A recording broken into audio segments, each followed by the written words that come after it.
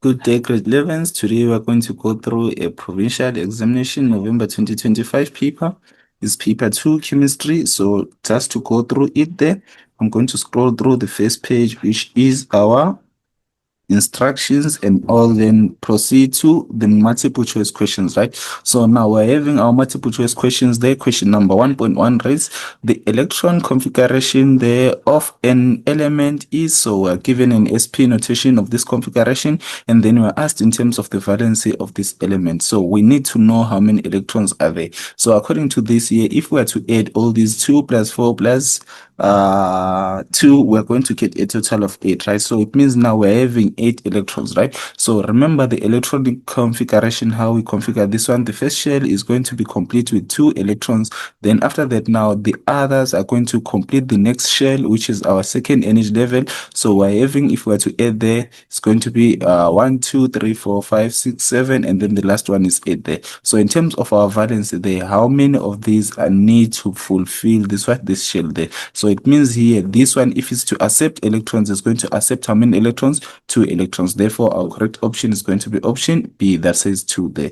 Then after that, now we proceed to 1.2, which reads, the intermolecular forces holding the molecules in ice together are. So we're looking at the type of force that is holding the ice together, right? So in terms of the ice, just know this one is the same as your water. So it's just a change of state to formulate ice. So it's still our water. So in terms of this now, what we know in terms of our water, we have got our hydrogen bonds. So where do we find hydrogen bonds? So we need to know that whenever we're having hydrogen bonds is when our hydrogen is bonded to fluorine, oxygen, and also nitrogen. So in terms of this, our correct answer should be hydrogen bond. So our option D is going to be our correct answer. Moving on to question 1.3 reads, which of the following variables could be used to determine the temperature of a gas in a closed container? So which of the following variables can be used to determine the temperature of a container in a closed container, right? So in terms of temperature, we need to know the definition of temperature, which is defined as the average kinetic energy of the particles. So it means if we're having more energy, it means the temperature is going to be high. So the higher the temperature, the more energy these particles are going to have. So let's go through our options. The first option is the volume of a gas. This is incorrect, right? So as according to our definition of temperature. Then B is the average kinetic energy of the gas molecules. So our option B is going to be the correct answer. Then C, it talks about pressure, and then D, the mass of the gas. So all these are incorrect. So this one, we derive it from the definition of temperature. Then moving on to 1.4, 1.4 reads, which of the following represents 1 mole of the number 1 mole. So the number of what? So we need to know which of the following represents 1 mole, right? So mole is an amount of substance, right? So this is what we're having. Then our option A says the atoms in 6.02 times 10 to power 23 grams of sodium there. So our option A is incorrect. Our option A is going to be incorrect there because we're talking about the atoms in what? In grams of what? Of sodium. So A is incorrect. Moving on to the second option, which is B. So it says here molecules in 22.4 tm cubed of water at STP. Again, this one is going to be incorrect. Then they're saying protons in 1 grams of hydrogen gas. So our option C there is going to be the correct one. Then D says here molecules in 34 grams of ammonium gas. Also, this one is incorrect. Then 1.5 there reads the enthalpy in kilojoules per mole for the reverse reaction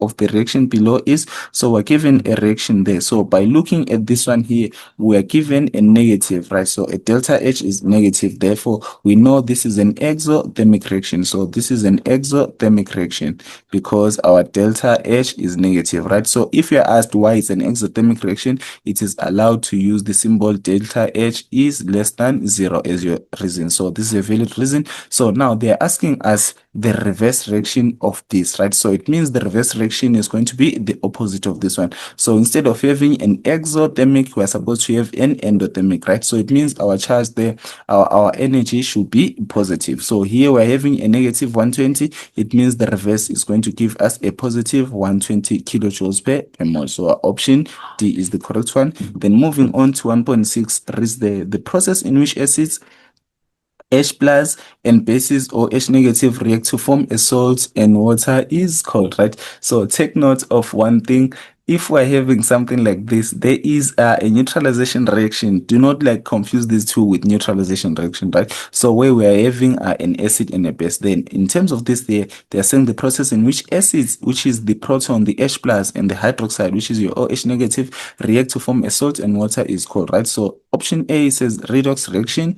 This is incorrect. And also B says displacement is incorrect. Then we also have our option D, which reads hydrolysis, also incorrect. So this is a synthesis reaction. So our option C is going to be the correct answer.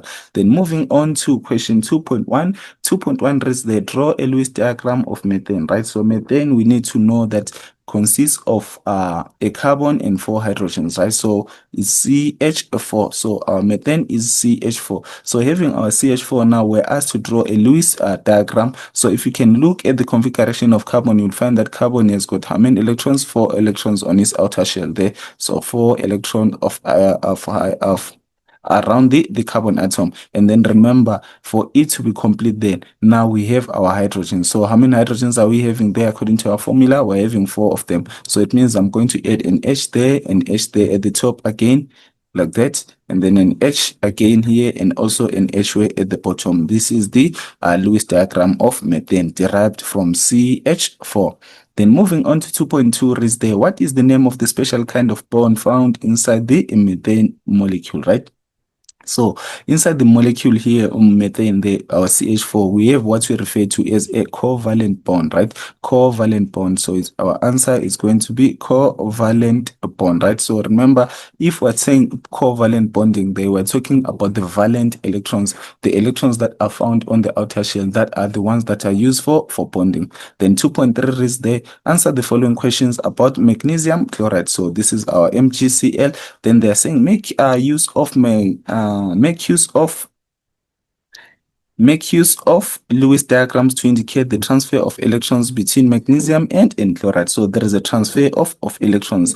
So in terms of our Mg, we know Mg is in group 2. So it means it's going to have how many electrons on the outer shell? 2 electrons then. Then after that, if it's to transfer electrons, this is what is going to happen to Mg. So our Mg is going to formulate something like Mg, then Mg, then 2 plus, right? So the positive charge there shows that it has given what? Electrons. So if it gives out electrons, it will remain positive because now it's having more protons than electrons. Then we're going to say plus 2e to show that these are the electrons that were given out. Then after that, we also need to indicate the 1 for chlorine. So for chlorine is going to be 2. Then I'm going to put our chlorine. So chlorine is in group number 7. And because it's in group number 7, it means it has got 7 electrons on its outer shell. So it's 1, 2, 3, 4. Remember, you start by circling the 4. Then after that, you add the right. So it's going to be 5, 6, 7, right? So this is what we're having then. Then I'm going to add your 2 electrons there plus 2 electrons, right? So we're going to get a configuration that looks like this for chlorine. Therefore, it's going to be 2 there. Then brackets, I'm going to put a Cl. Then now I'm going to indicate the electrons that we are having there. 1, 2, 3, 4, 5, 6, and 7, 8, right? Then I'm going to put a negative. So that negative there represents or shows that this chlorine has gained an electron. Then the 2 there represents that we are going to have how many electrons? 2 chlorines. We're going to have 2 chlorines. Then moving on to 2.3.2. Raise here, magnesium chloride is an ionic substance. So we're told this is an ionic substance. Prove the statement with an appropriate calculations, right? So in terms of this, we are supposed to look at the electronegativity values of chlorine, right? So if we're going to say En for chlorine, En then Cl, then let's go to our data sheet to see what's the electronegativity value for chlorine. So I'm going to quickly scroll down to our data sheet so as to see the electronegativity of chlorine. So the electronegativity for chlorine, we find it on our periodic table, right? So let's look at the electronegativity values of chlorine. So Cl there, we're having an electronegativity of 3.0, right? So how did I find this one? Here, as an example, we are given there the electronegativity value for what for copper. You can see it's represented there as being 1.9. So you can see as we are moving to the right, what happens to your electronegativity values? It actually increases. But as you are going down the group, it decreases. So electronegativity increases from as we are moving from left to right, and then it also decreases down the group. Then that's the E theta, or the electronegativity value for chlorine, which is 3.0. Then we're going to scroll back to our question. Electronegativity value for chlorine is 3.0. Then also what do we need? We also need the one for magnesium. So En for Mg, the En for Mg is equivalent to, so I'm going to have an El value for Mg. I'm going to get a value of what? Let's go back again and look at the E theta value for magnesium. I'm going to have a value of 1,2. So that's the value for magnesium there, 1,2. Then scrolling back there, I'm going to say En value for magnesium is 1,2, right? So for us to find the change in En, it's going to be delta En there, which is our electronegativity value, is equivalent to the one for chlorine is 3.0, and then the one for magnesium is 1,2. Then if I subtract there, I'm going to get a value of what? 1,8. So if I'm getting a value of 1,8, it means my substance is ionic. So that's how we conclude our 2.3.2. Then moving on to question 3. Question 3 reads there. In the table below, the boiling points of 4 hydrogen halides are given, right? So we're given the boiling points of 4 hydrogen halides, right? So these are the boiling points of 4 hydrogen halides, right? Are given below. Then they're saying define the term of boiling point. So these are the table there that we're having the boiling points in hydrogen halides, HF, HCl, HBr, as well as HI. So the first thing they were supposed to do is to define the boiling point. So boiling point is defined as the temperature at which, so the temperature. So if you look at your exam guide, you will find that the temperature is going to be always underlined, right? So I'm going to say the temperature at which the vapor pressure,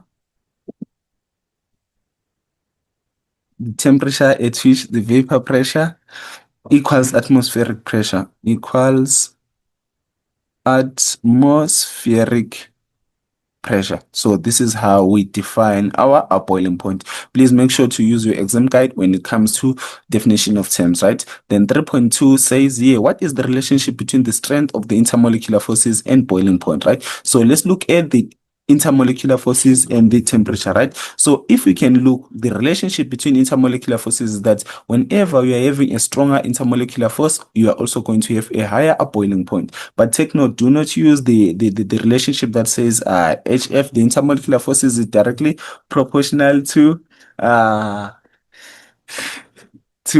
strength of the forces, right? We are not supposed to use that one. So we're going to say the stronger the intermolecular force, the stronger I'm going to write IMF, right? IMF, which is for intermolecular forces. But please take note, we are supposed to write this one in what? In full, right? The stronger the intermolecular force, the higher the boiling point. The higher the boiling point. So I'm going to just write BP there, which is for boiling point. Then I'm going to proceed to question 3. So question 3 is there. Which of the hydrogen halides A, B, C, or D in the table below above has the highest vapor pressure, right? So in terms of this, the one that is going to have the highest vapor pressure is going to be B, right? So our answer there is going to be B, which therefore is referred to as our HCl, right? So in terms of explanation there, if we're having a higher boiling point, right? So a higher boiling point there, we're going to have a lower vapor pressure, right? So it's more of like saying BP, which is our boiling point, versus our vapor pressure, right? So I'm saying if we're having a high boiling point this side, the vapor pressure is going to be low, right? Again here, in terms of BP, if our boiling point is low, our vapor pressure is going to be high. So in terms of this, the highest vapor pressure, it means it's going to have what? The lowest boiling point. So according to our values there, you can see the negative 85 is the lowest value there. So that's what we're having is this one, right? So the relationship there is inversely proportional, right? So it's going to be our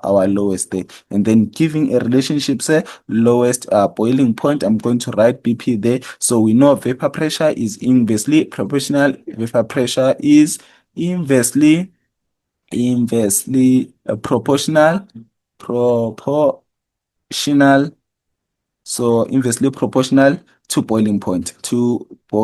I'll just write BP there. Then moving on to 3.3.2, it says the strongest intermolecular forces. So which of these has got the strongest intermolecular forces, right? So the strongest intermolecular forces is the one that is going to have the highest boiling point. So according to this, 19 is the highest boiling point. So our answer there is going to be for 3.3.2 is going to be A, which is your hydrogen fluoride there. So it's A or HF. Then moving on to 3.4, it says draw a line graph to represent the boiling points of these hydrogen halides. Then clearly label the axes and give the graph a heading, right? So there I'm going to draw something here. I don't know if I was provided with a graph paper. So I'm going to proceed to the next one and try and draw it here, right? So I'm going to have different values. I'm going to have different values in terms of this. I'm going to have different values. Okay, so now we've been asked to draw a line graph. So it says draw a line graph there to represent the boiling points of the hydrogen halides, right? Then we're supposed to label our axes clearly and give the graph a heading, right? So now going to say the boiling points. So I'm going to say our heading there, boiling points of hydrogen halides, right? Of hydrogen halides. Right, so in terms of our graph, it's going to appear like this, right? So I'm going to formulate an x-axis. Then on this other end, what I'm going to have here, I'm going to say, let's have our boiling point to the right, our boiling point.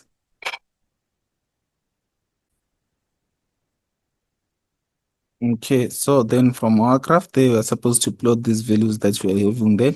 Then, according to this, our analysis shows that the maximum value that we are having there is 19, which is more positive, and then the others, the most negative is going to be 85, right? So, according to this, I can use a scale of 0, maybe going upwards as being positive there, then going downwards as being what positive from the origin, going downwards as being a negative. Then I'm going to say my scale here is going to be a positive. The maximum value that I'm having there is a positive 20. Therefore, I'm going to say plus 20. Then going down there, I'm going to say a negative 20, negative 60, and then negative 80. Then these are the values that we're having. Then according to this, then I'm going to plot these values. So here we're having HF with a value of 19.4. It means it's towards 19.4. Then that's our HF there. So I'm going to have around 20 there. I'm going to start with my HF there.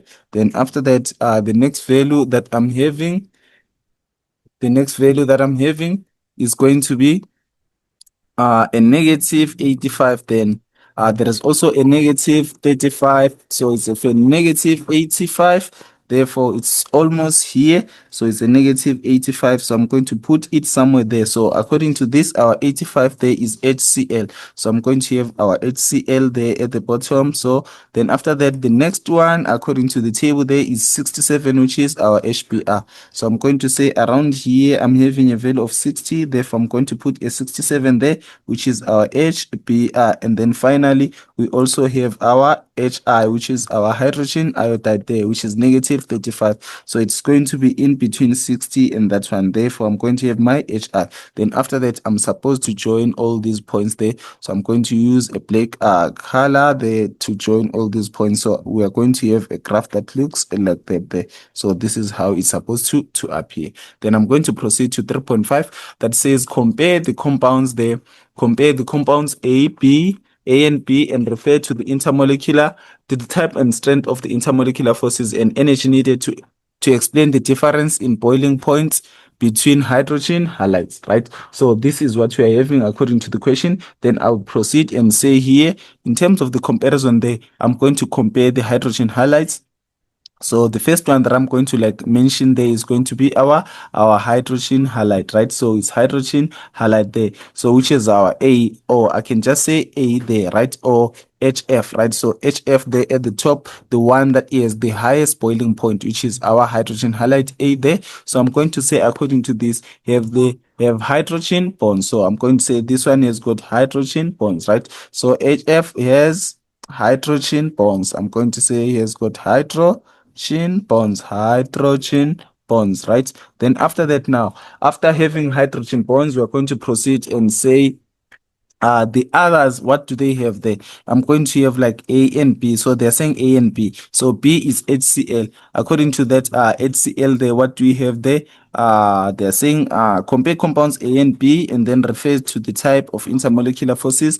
Therefore, it means our B there, I'm going to say what do we have there in terms of our B? This is our HCl there, right? So compare the compounds A and B and refer to the type of intermolecular forces. Then in terms of our D there, what are we going to have there? So if you look at D there, at B there, sorry, instead of D is supposed to be B. If we were to look at B there, what do we have there? We're having the most negative value, right? So in terms of this, the negative value there, what do we have there? It's an HCl, right? So no more HCl is more, we can say it has got what? A dipole, right? So I'm going to say this one, dipole, right? So I can say dipole, right? So in terms of the strength, hydrogen bonds are stronger than this dipole, right? So I'm going to say more energy is needed, more energy is needed, more energy is needed to overcome intermolecular forces, to needed to overcome.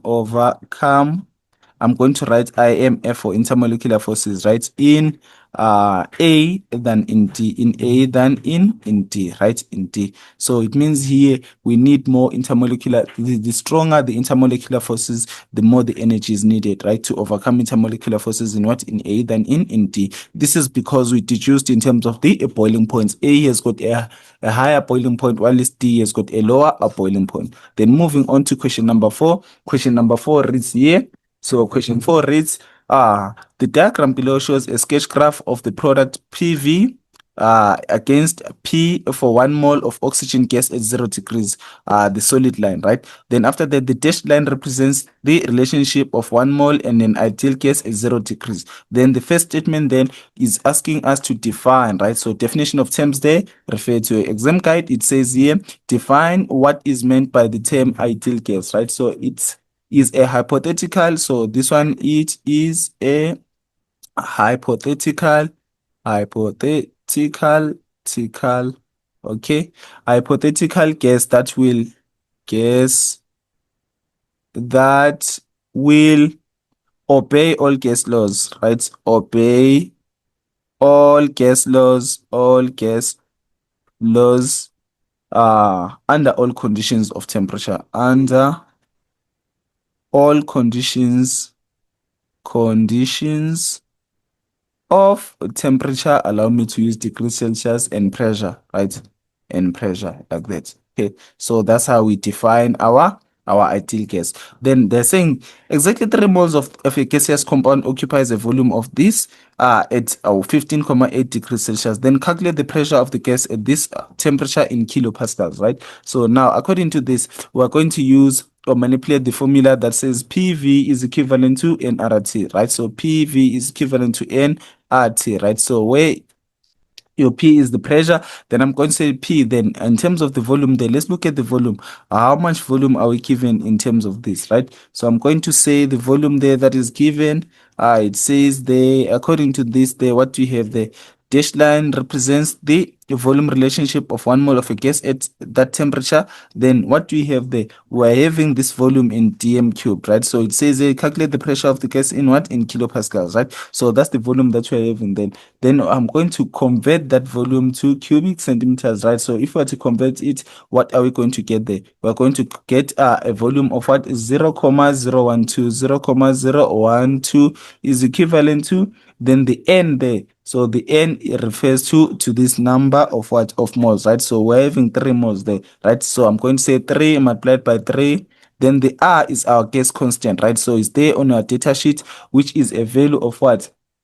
8.31. Just to show you there at the bottom where we find our gas constant, this is the gas constant R, right? So it's going to be 8.31. So I'm going to say multiplied by 8.31 there. So to proceed there, multiplied by 8.31. So it's going to be 8.31. Then multiplied by the temperature, right? So now what do we have there? So we should take note there. We're having 15 degrees, 15.8 degrees, right? So I'm going to say 15.8 degrees, 15.8 degrees. Then add there. So I'm going to add the Kelvin temperature, which is our 0 degrees, which is 273, right? So if we were to do our math there, P is equivalent to, so according to my math there, if I do the calculations, I'm getting a value of what? So it's a matter of us making P the subject of the formula. We're going to get a value of 599 and then 982 pascals, right? So now as a conversion there for our kilopascals, so it means P is equivalent to a value of 599 comma 9898. I can now say kilo or pascal. So that's how we go about that one.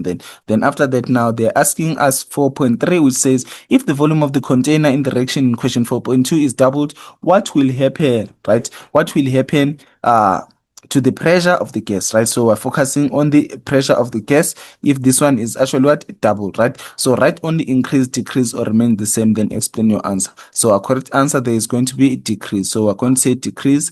Then our answer there is going to be decrease. I'm going to say decrease. Then now we need to put a reasoning behind, right? So now the pressure of a gas is inversely proportional. So I'm going to say the pressure of the gas, the pressure of the gas is inversely proportional. So it's inversely proportional to the volume to the volume of a gas at a specific temperature, temperature. Okay, that's how we answer that one then. Now moving on to question number 5. So question number 5 there reads, a brisk effervescence is seen when diluted hydrochloric acid reacts with what? Sodium carbonate, right? So there's a reaction between HCl and sodium what? Carbonate there. Then we're given the balanced equation for the reaction as follows, right? So now it's sodium carbonate plus HCl there, hydrochloric acid, to give us sodium chloride plus carbon dioxide and water there. So that's our equation then. Then they're asking us to write down the formula of the substance that causes the brisk effervescence that is seen there, right? So there, the brief effervescence that is seen there is caused by the gas, right? So it's going to be your carbon dioxide. So the answer there is going to be your CO2, right? CO2, which is your carbon dioxide gas, right? Then 5.2 says in a reaction 10.6 grams of sodium carbonate. So we're having the number of the mass there that is given is 10.6 grams of what? Of sodium carbonate reacts completely with excess hydrochloric acid. So we know our HCl is in excess. Then we were asked to define 1 mole of a substance, right? So to define this one here is defined as the amount of substance. Remember, the mole is the amount of substance, right? So this is the amount of substance, okay, having the same amount of substance, that is having the same number of particles,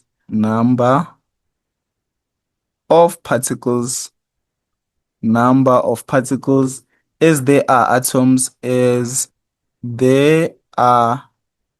atoms in 12 grams carbon 12, right? So C12 there. So that's how we define our mole of a substance, right? Then there's asking us 5.2 there, which substance is the limiting reagent, right? Give a reason for your answer, right? So I'm going to say sodium carbonate is our limiting reagent, right? So the Na2CO3. Okay, so the question might arise, where do I get this one, right? So here we're given there, it says here reacts with sodium carbonate. The balance equation is like that, right? So we are also told under 5.2 there, it says reacts completely with excess hydrochloric acid. So we're told already hydrochloric acid is what is in excess, right? So what does that make a sodium carbonate be? It makes it a limiting reagent. So it means it's going to be used up. So it's going to determine the amount of product that is going to be formulated, right? So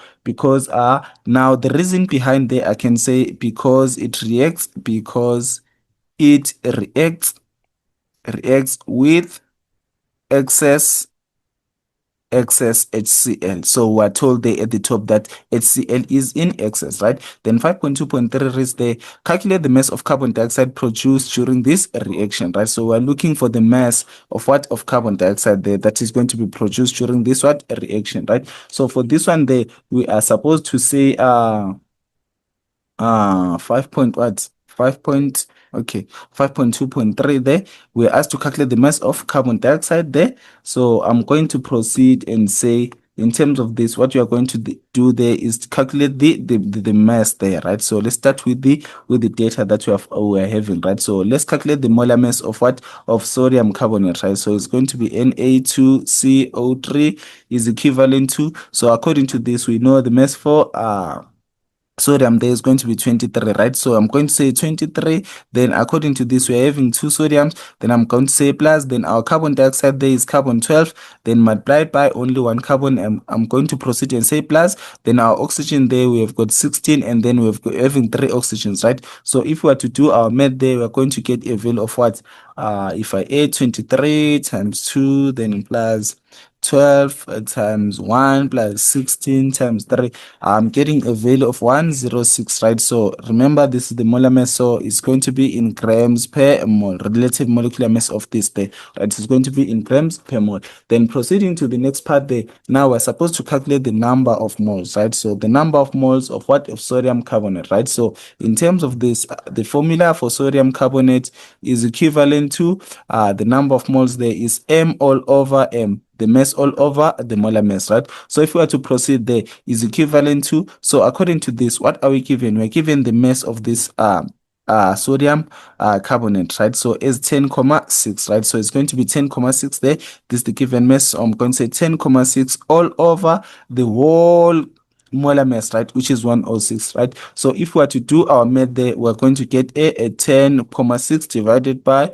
106. I'm getting a value of 0,1. I'm going to say 0,1 moles, right? So going back again, so that we put a reminder there, we are looking for the mass of what? Carbon dioxide that is going to be what? To be produced there, right? So in terms of this, now we have got our mole ratio, right? So we're going to focus on the mole ratio. According to this, is going to be 1:1, right? So I'm going to say, to proceed and say mole ratio. So the mole ratio between what and what? Between sodium carbonate, right? So Na2CO3 versus our carbon dioxide, which is our CO2, right? So the mole ratio there is 1:1, right? So if it's 1:1, it means we're going to use the same number of moles for what? For carbon dioxide. Therefore, if I'm using 0,1 this side, so also this side I'm going to use the same number of what? Of moles, which is 0,1, right? Then after that, now I can proceed and calculate what? The mass of this what? Carbon dioxide, right? So in terms of this, I'm going to say the number of moles of CO2, remember, is equivalent to m all over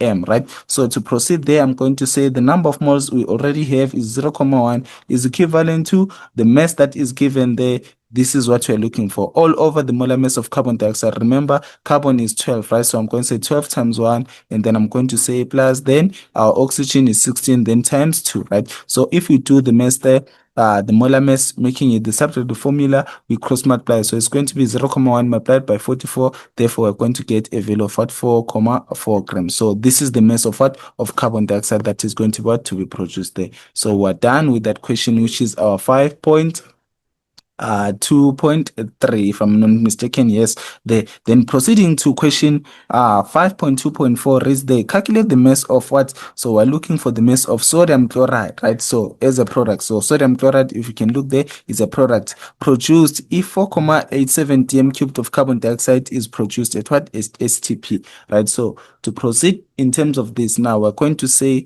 the number of moles of carbon dioxide there, right? So in terms of this, we're going to say the number of moles of CO2 is equivalent to, so remember, we're looking for the volume, right? So it's going to be V all over Vm, right? So this is how we calculate this one. Then according to this, what are we given? We're given the volume of carbon dioxide there is 4,87 there, right? So it's 4,87 dm cubed. So there is no need for us to convert that one. Therefore, I'm going to say 4,87, right? All over the molar gas volume. So the molar gas volume is a constant, right? You find it on your data sheet there, which is 22,4. Therefore, I'm going to get a value of what? So it's 4,87 divided by 22,4. I'm going to get a value of what? 0,217. Then I'm going to say moles, right? So take note there. We're starting with this one so that we can use the mole relationship, right? So now we're looking for the mass of what? Of sodium chloride there. So before we can proceed now, we're going to use the mole ratio. So the ratio between our what? Our carbon dioxide and our sodium chloride, right? So CO2 versus our NaCl, right? So NaCl. So if we were to go back again here, we're going to say our sodium chloride here, you can see is 2. Then our carbon dioxide there is going to be what? To be 1, right? So it's going to be 2 is to 1. So it's 2 is 2 is to 1. That's the ratio there. So it means carbon dioxide there is got 1. Then this one is 2. So what does that mean? It means now if we're having 0,217 this side there, this side is going to be a double. So it's a matter of multiplying 2 multiplied by 0,217, right? So if you multiply there, we're going to get a value of what for sodium chloride? I'm getting a value of 0,435 moles, right? So these are the moles for what? For sodium chloride. Then after that now, we are going to proceed and say how to calculate the number of moles, right? So to be specific, we are calculating the number of moles is equivalent to the mass all over the molar mass, right? So already now we're having the number of moles there. So it's 0,435 is equivalent to, so take note what we asked to calculate there. They're saying the mass of what? Of sodium chloride. So we're looking for the mass of what? Sodium chloride. Again, that STP gave us this formula where we were dividing 22,4 because this is the molar gas volume at STP, right? So it means here I'm going to say the M that we're looking for all over the molar mass for what? For sodium chloride, right? So if we can look at sodium is 23, then multiplied by 1, then plus the chlorine is 35.5, 35,5, and also multiplied by 1, right? So we're going to cross multiply to make M the separate formula. So the mass of sodium chloride, the NaCl now is going to be, so if we cross multiply the 0,43.5 0,435 multiplied by 58,5, I'm getting a value of 25,44 grams, right? So this is the mass that we've been looking for.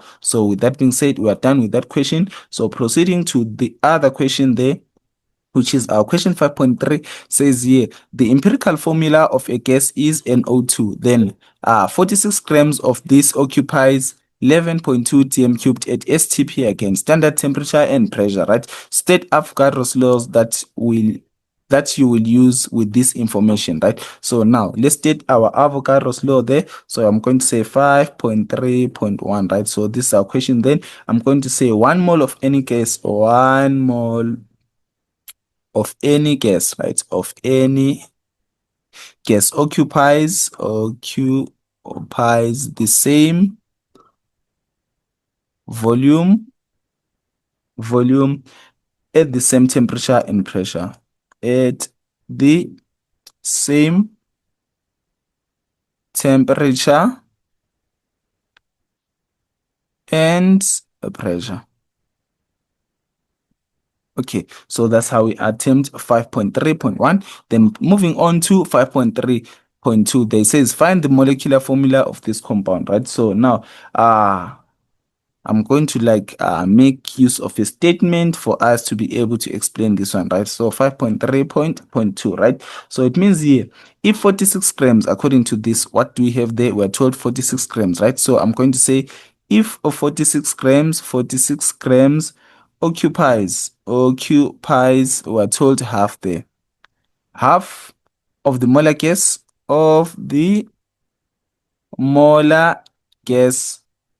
volume of the molar gas volume there. Therefore, then the ratio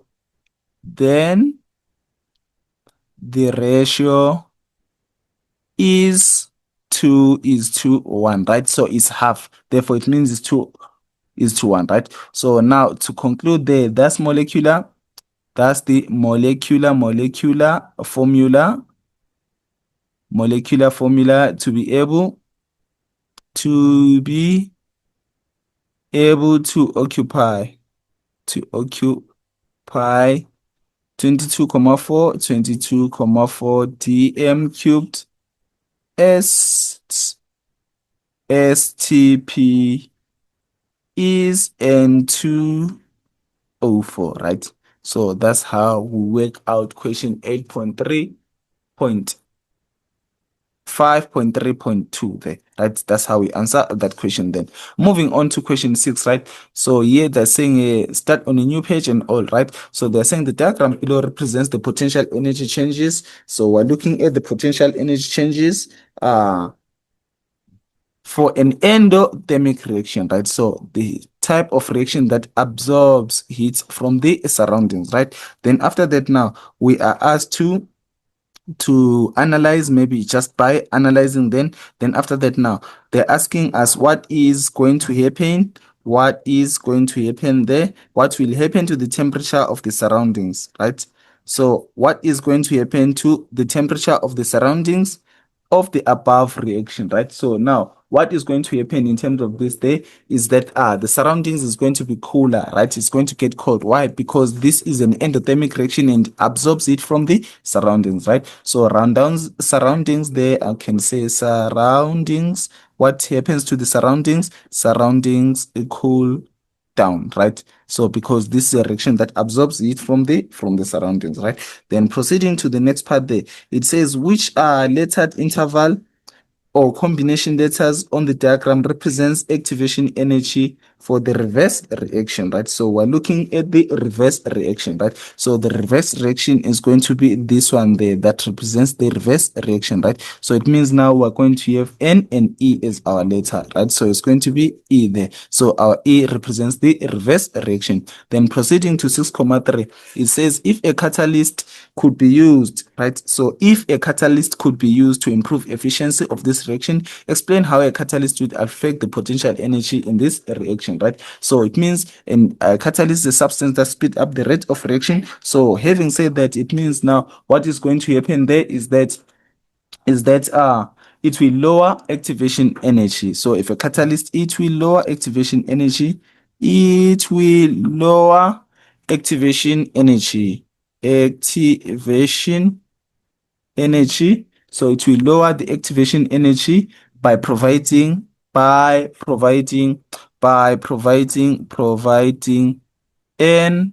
alternative pathway, right? So pathway like that. So this is what we are having in terms of that there. So now to proceed to the next part there, what we are going to have.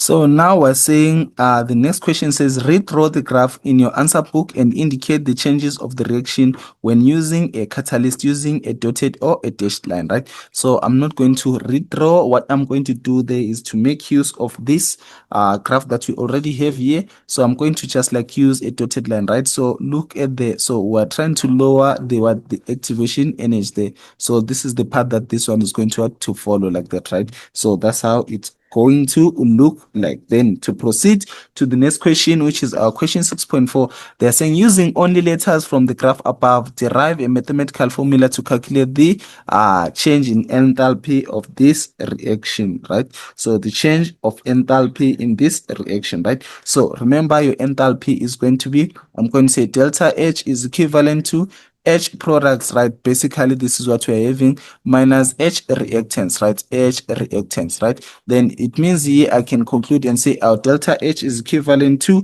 So now let's look at the energy of the products there, right? So our energy of the product there is going to be our D, right? Then the one for the reactants there is going to be what to be A there, right? So it's same as what products minus reactants. Therefore, I'm going to say D minus A there. So that's how we answer that one, because they said using letters from the graph above derive a mathematical formula. So this is the mathematical formula that they're looking for. Then now to proceed to the next question, which is question 7.1. They are saying here when sulfuric acid reacts with water, so it's sulfuric acid reacting with what? With water, it ionizes into two steps as shown in the two balanced equations below, right? So this is the first part and then this is the second part, right? So now they're saying give the Lowry-Bronsted definition of an acid, right?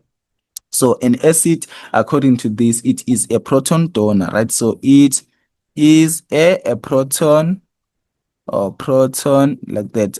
Then I can just say maybe in brackets H plus donor, right? So it is a proton donor. So that's how we define a what? A Bronsted Lowry acid, right? So it is a proton donor. Then after this, they are asking us to write down the formula of the conjugate acid of what? H2SO4, and the conjugate base of what? HSO4, right? So now from our definition there, we know that our conjugate acid is going to be H2SO4, right? From the top there, right? So if you look at this equation, this one is going to be paired with what? With HS, and then this one is going to be paired with that. So now we know this one is going to be our acid, right? So this is the conjugate acid, right? Conjugate acid. Then after that, now the second part there, the conjugate base of this one is going to be SO. So they were having that one there, and then it will go with S, and then this one also still going to go with that one there, right? So the conjugate base of this one here is going to be, if I had to write down there, it's going to be SO4 2 negative, right? And then for that one there, the conjugate acid is going to be our H2SO4, like that, right? So these are our answers. Then proceeding then to the next part there, maybe I can also include state symbols there. So this is arc, and then arc, like that, right? Then to proceed there, question 7.1.3 says, which one of the compounds in reactions 1 or 2 is an ampholyte, right? So we need to know what an ampholyte is, right? So an ampholyte is a substance that can either act as an acid on or a base, depending on the type of what of reaction, right? So in terms of this here, we have got our water, right? So I'm going to say our ampholyte there is going to be our H2O, right? So I'm going to stick with water, which is our H2O. Right. So which one of the compounds in reaction 1 and 2? So reaction 1, there, the ampholyte is going to be our HSO4, right? So this one can either act as an acid or a base, depending on the type of what of reaction. So I'm supposed to start with it there. I'm going to say HSO4 with a negative, right? And then for the second one there, we're going to have our H2O, which is this water there. So it's going to be this one. It acts as what? As an acid, and then on the other part is acting as what? As a base, right? So that's what we're having. Then to proceed to the next part, which is 7.2. So 7.2 reads the inner titration. The learner finds 20 cubic centimeters of 0.2 mole per dm cubed solution of hydrogen carbonate and neutralizes 12 cubic centimeters of the sulfuric acid solution. Then the balanced equation for this reaction is, so we're given a balanced equation, right? So now in terms of this, why is H2SO4 regarded as a strong acid, right? So here, in terms of your reasoning, we are supposed to define a strong acid, right? So an acid ionizes completely. So basically, I'm going to define what a strong acid is. So an acid ionizes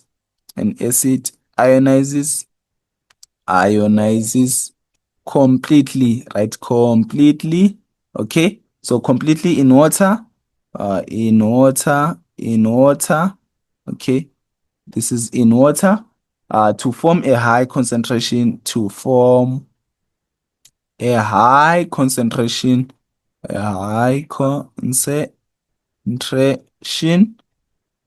of H3O plus ions, right? So if it was a weak acid, it was going to ionize partially or incompletely to form a low concentration of what? H3O plus ions, right? So here, basically, they were asking us to define a strong acid, right? Then 7.2.2 says how many moles of sodium carbonate, right? So how many moles of NaHCO3 are present in 20 cubic centimeters of that, right? So now we're looking for the number of moles there, right? So in terms of this, I'm going to manipulate this formula that says the number of moles of B, right? So number of moles of B is equivalent to CB. I can also say VB, right? So concentration, remember, concentration is equivalent to number of moles all over the volume. So it's a matter of me making the number of moles the separate formula, then to multiply concentration and what? And the volume, right? So in terms of this there, let's look at the concentration there. We're given a volume of what? A concentration of 0.2 dm cubed, right? So I'm going to say 0.2,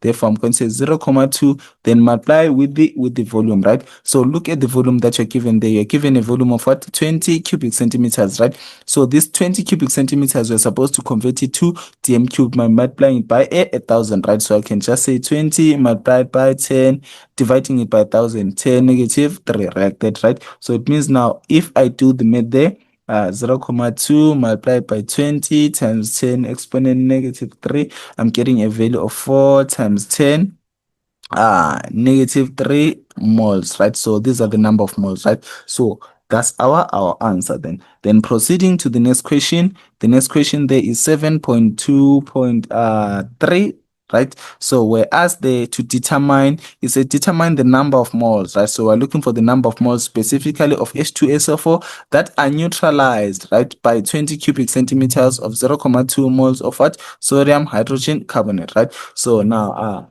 to conclude that one there, we are going to use the number of moles, right? So in terms of this mole ratio there, we can see the mole ratio there is half the volume of the what of the base, right? So this is 1, this is 2, then this other one is 1, right? So the ratio there you can see, you can say is 2 is 2 is to 1, right? So having that relationship there in mind, then we're going to say the number of moles there, specifically I'm going to say A, regarding what an acid, right? So it's going to be the half the number of moles of the what of the base there, right? So what did we have there? So it means the number of moles of the acid there is going to be what? Half multiplied by the number of moles of the base that we calculated. There we calculated and got a value of what? 4 times 10 negative 3, right? So multiplied by 4 times 10 negative 3, right? So if we were to do the math there, we're going to say half of 4 times 10 negative 3, I'm going to get a value of what? Of 2 times 10 negative 3. Therefore, I'm going to say my answer is now in what? In moles, like that, right? So that is our final answer. Then to proceed to the question 7.4 says calculate the concentration, right, of H2SO4 in solution, right? So by formula, you know your concentration there. Your concentration is equivalent to a number of moles all over the volume, right? So maybe let me just say 7.2.3. Then now we're on 7.2.4, right? So concentration is equivalent to the number of moles all over the volume, right? So this is equivalent to, so if we were to proceed there, we're going to get a value of what? The number of moles we already calculated there is 2 times 10 negative 3. So it's a built up on this question that we're having 7.2.3. Then after that, now we need to look at the volume, right? So the volume that is given there, what are we given there? At the top, we're told of 12 cubic centimeters of what? Of sulfuric acid, which is your H2SO4. Then I'll proceed to say here, to convert there, I'm going to say 12 times 10 negative 3, right? So it's a matter of like for you to convert cubic centimeters to dm cubed, you divide by 1,000, right? So if you divide by 1,000, you're still going to get the what? The same value. So if I say 2 times 10 negative 3 all over 12 times 10 negative 3, I'm getting an answer of 0.17. Then this one, remember, is concentration. Therefore, the units of measurement should be mole per dm cube. Then proceeding to question number 8. So question 8 there is the question 8 says the lab assistant stored zinc sulfate. So we're having zinc sulfate, which is ZnSO4, in an aluminum, right, Al container. Then after a while, the teacher noticed that the aluminum container is eroding, right? So, and she suspects a redox reaction, right? So there is reduction and oxidation, right? So the teacher writes down the following unbalanced reaction, right? So define the redox reaction, right? So what's a redox reaction, right? So a reaction that involves electron transfer, right? So a reaction that involves a transfer of electrons, a transfer of electrons, right? So this is how we define our redox reaction, right? Then after that, they're saying calculate the oxidation half reaction for this reaction, right? So in terms of that, the oxidation half reaction, right? So now we should be able to identify which one undergoes oxidation, right? So oxidation is the loss of what? Of electrons, and then reduction is the gain of electrons, right? So in terms of this one, the aluminum is the one that is losing electrons in terms of this. So I'm going to say my Al there, arrow, then now if you can look there, it's supposed to be Al3 plus, right? So I'm going to say Al is going to be Al 3 plus, then plus how many electrons? So plus 3 electrons, right? So oxidation is the loss of electrons. So we can see from that equation then here reduction, right? half cell, right? Reduction is defined as the gain of what? Of electrons, right? So which one is gaining electrons there? We will take note that is zinc that is gaining what? Electrons there, right? So I'm going to write the equation as Zn 2 plus, so it's going to be Zn 2 plus, then I'm going to say plus 2 electrons to give me the final value of what? Of Zn there, right? So if I'm having that, then after that, I'm supposed to conclude 8.2.3, which is the a balanced net reaction, right? So the net reaction of these two, I'm going to have that one is AL. So I'm going to say there, I'm going to balance everything there. So I'm going to have a 2AL. So it's going to be 2AL plus 2AL plus 3ZN, right? So 3ZN, then after that I'm going to say Zn 2 plus, right? Because we're having 2 there, right? So before maybe I can go there, let me just like show you why I'm using 2AL and all, right? So in terms of this, if we're to look at these two equations, right? So we need to balance the number of electrons, right? So for us to balance the number of electrons, you can see here at the top we're having 3 electrons, then at the bottom we're having 2, right? So it means the top part, the whole of this top part there, I'm supposed to multiply it by what? By a 2, right? Then the one at the bottom there, I'm going to multiply it by what? By 3, right? So the top part I multiply by 2 so that the number of electrons can be equal, right? So if you can look there at the top, so it means if I multiply by 2, I'm now going to have 2AL to give me 2AL, and then 3 plus, then plus how many electrons? Is going to be 6 electrons. The one at the bottom there is going to be 3Zn 2 plus, then plus how many electrons? 2 times 3 is going to be 6 electrons. Then I'm going to get a product of how many? 3Zn, like that, right? So in terms of this, now the net equation, we do not include the electrons, right? Because this one is going to cancel this one and then cancel that one out there, right? So now a balanced net equation is now going to look like this. I'm going to start with whatever I'm having on my left side is 2AL. Then what also do I have at the bottom is 3Zn 2 plus. Then I'm going to say now I've written everything that I'm having on my left hand side of the what? Of the arrow. Then I'm going to say arrow. Then on my right hand side, what do I have there? I'm having a 2AL, then 3 plus, then plus a 3Zn, right? So it's going to be 3Zn, like that. So this is how we attempt question 8.2.3, right? Then if we were to proceed to 8.3, so 8.3, we've been asked to identify a reducing agent, right? So remember, a reducing agent is the one that is oxidized, right? So the one that is oxidized there, it means what are we going to have? We're going to have our aluminum, which is a metal, right? So I'm going to say Al metal, right? So having said that, I hope you enjoyed the video. Thank you for watching.